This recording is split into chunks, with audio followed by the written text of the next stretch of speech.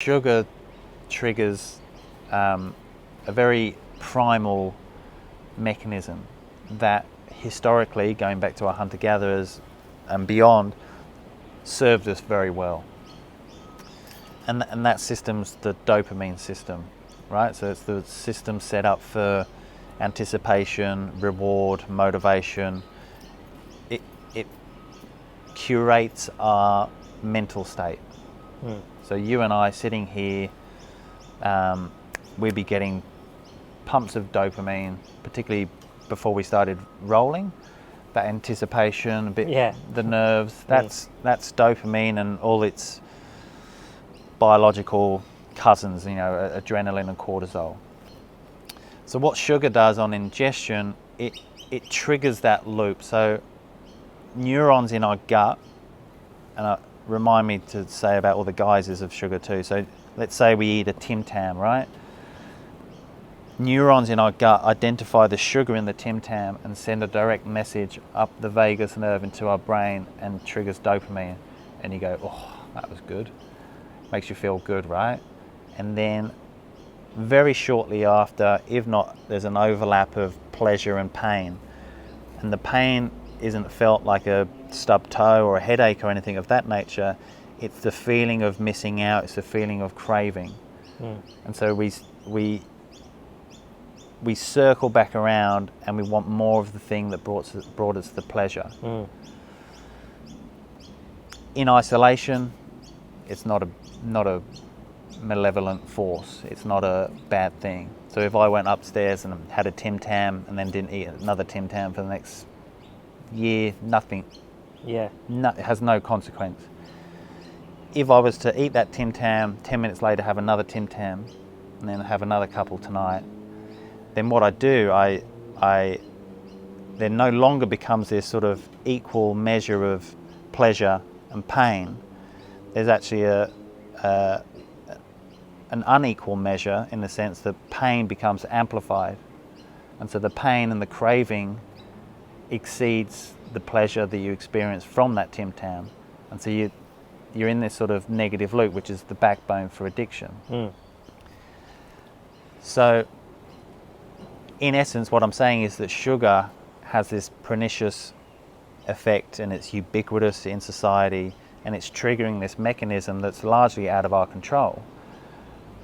Addiction of any nature is somewhat subconscious because you're triggering this age-old mechanism that in terms of sugar's effect on it has served us well, because our primal ancestors would have come across fruit or honey very infrequent, and it's designed for us to gorge in that moment and fatten us up for winter.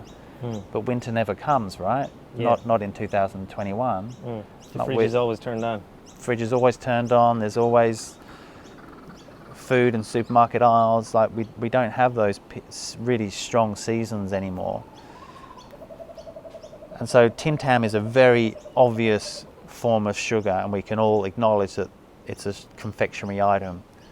But the same neurons find sugar in the base of a pizza, in bread, in pasta, in rice, in Snickers, in all those guises that it comes in.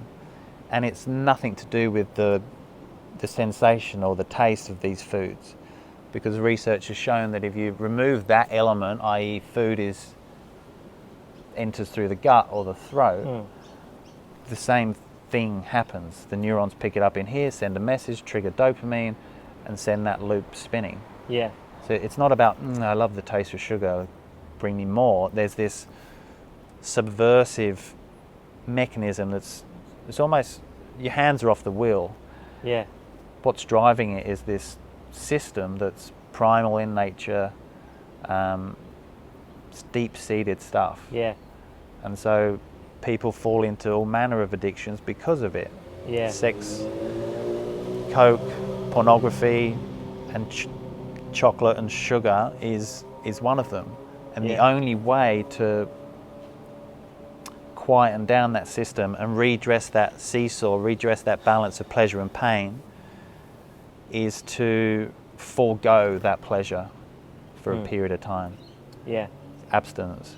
So you're trying which is hard. Yeah, you're trying to break the cycle of it.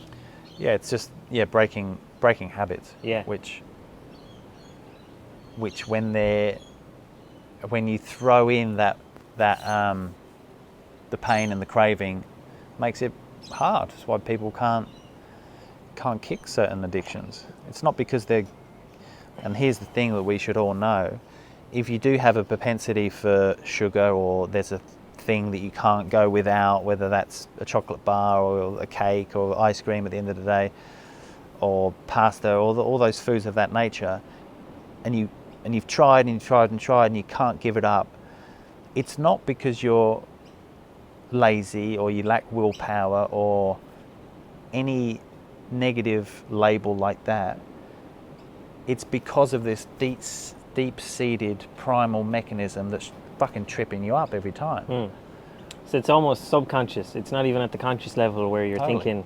You're not saying to yourself, "Oh, I'd love a Tim Tam now." No, that's it's right. Your body is saying, "Hey, you your need hands to get are that. You need your to get hands that are off into the you." wheel.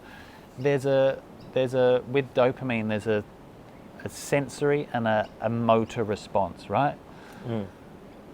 So the motor response is fascinating. There will be a leaning in towards the thing that brings you pleasure. So how does that manifest for you and I? Well, it might be that it encourages you subconsciously, to your point, to get up and walk to the fridge. And then as you're walking there, you get that anticipation. You're like, oh, I think I've left a Tim Tam in the fridge. And so then you get this splurge of dopamine. You go, oh yeah, I definitely want that. And so it motivates you to open the fridge door. And then you eat the Tim Tam, and then you get another dousing of dopamine because you get it's the reward and the pleasure from it. This is going to be a great advertisement for Tim Tams. People are thinking, I need to get my hands on some of these. And then so for shortly after... For anyone back home that might be listening, Tim Tam is... it's like a penguin, right? Yeah, it's a penguin, like a penguin bar, yeah. But yeah, I reckon penguins are better, but... it's sort of... Tim Tams are idolised over this part of the world. Yeah. Yeah, penguins aren't over there, are they? But they're good.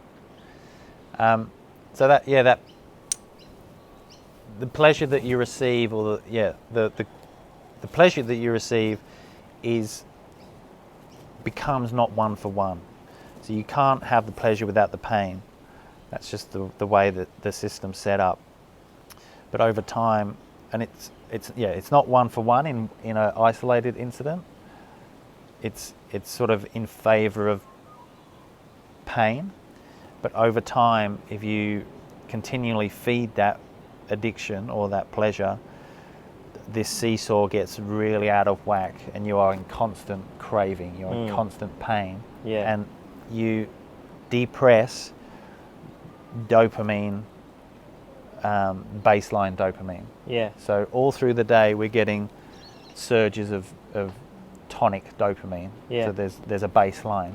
Yeah. If you engage in an addictive behaviour, whether it's Tim Tams, sex, coke, whatever, all the good stuff, all the great stuff. Sounds like a great day. You depress the tonic dopamine, so then it's harder to feel the joy in small things, like having a conversation, like the sunrise, pretty flowers, because you're a bit flat. But you can bring that back up by abstaining from the thing that gives you pleasure. But that's what easier said than done. Yeah, so that's why it's so hard for people to cut sugar out of their diets, because of all that kind of background stuff that you've just explained that's in play. Yeah. Yeah, very interesting. And the motor thing is again, historically, the thing that's assisted us as a species. It's the driver for motivation. It puts one foot in front of the other. But in the context of sugar, or in all the guises that it has, what it does is it sends a message. Again, sensory and motor message, and that can be putting one foot in front of the other and walking to the fridge and opening the fridge door. But there's also a hand to mouth motor response. So it encourages you to open your mouth. and it encourages you to put that implement, in this day and age it's a fork, into your mouth. So you kind of have this looping relay. It's encouraging you to eat. Whereas if you have a diet higher in things like omega-3, things like protein, then it doesn't follow that same pathway. It's not triggering dopamine, and the motor response is, once we hit a certain constellation of amino acids or the threshold of omega-3, is to close the mouth and put the implement down. Because we're satisfied, kind of. 100%. Do you think... it's very interesting talking about how all these things that have served us and have... what's the words I'm looking for? Kind of been the blueprints of how humans are made up and how it served us back then. But now in modern society, almost the negative effects it has on us. Do you think... You know how you're talking there about you get your dopamine for your Tim Tam? Is that because, you know, back in the hunter-gatherer stages, that people just, when they found their honey or whatever, they got so excited and they were like... Yeah, I guess blueprint is a great word, and that blueprint has been built over hundreds of thousands of years, and throw in there a lot of scarcity, a lot of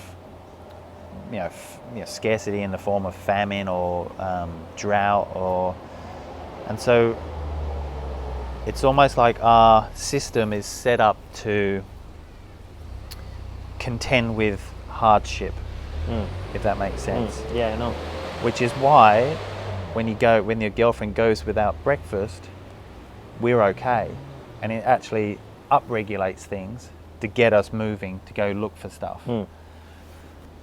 So we're set up, we've been built on an epoch of evolution that's hinged on scarcity. So then when we do come across that honeypot or the late summer fruit or some tubers in the ground, the system is in place to make us fucking pig out. And to gorge, get high calories in the shortest period of time, eat them quick, eat them now, eat them fast. Like before the neighbour comes along. That's the message that we get. Eat as much as you can, as quick as you can, and then move on and do the same. Yeah. So it's been a beautiful thing that's served us for hundreds of thousands of years. Maybe not hundreds of thousands of years, but But now in 2021, there's nothing like scarcity. Yeah. It's abundance. Yeah. And the abundance is predominantly foods that trip that. And it's not coincidence. Like, not to be I don't want to sound like a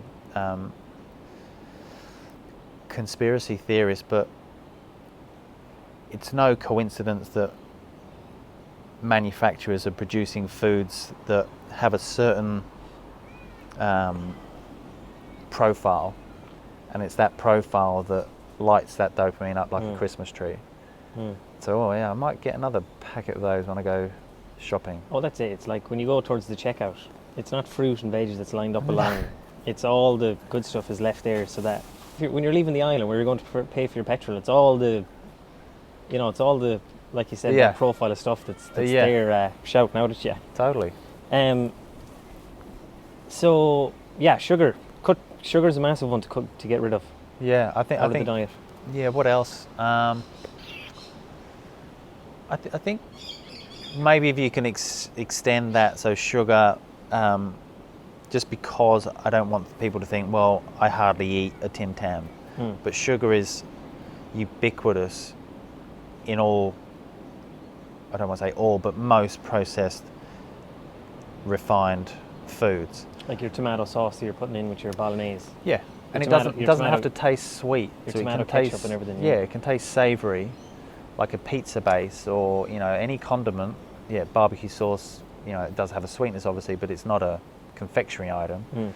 But it's in all these places, and it trips us up. So I think if I was to say one thing, yes, it would be sugar, but moreover processed food, because sugar is in all those Yeah. processed foods by and large. So if you start to, and it's not like, you know, I work with clients on this sort of stuff all the time, and it's not like day one I don't want you to eat any processed food, it's all natural from here on in. That's not going to, you know, it has to be a sequential, you know, a stepwise approach that over the course of weeks, months, that you slowly start to shift where you get your nutrients from. Yeah. And again, to hammer the point home, even before you're looking at macronutrient split, even before you're looking at counting calories and fasting and, you know, feeding windows, if you just do that one thing, and it can be over the course of months, just shift the balance of natural to unnatural, natural to unprocessed, you'll see an increase in vitality, immunity, energy, mood. Like, it's significant stuff.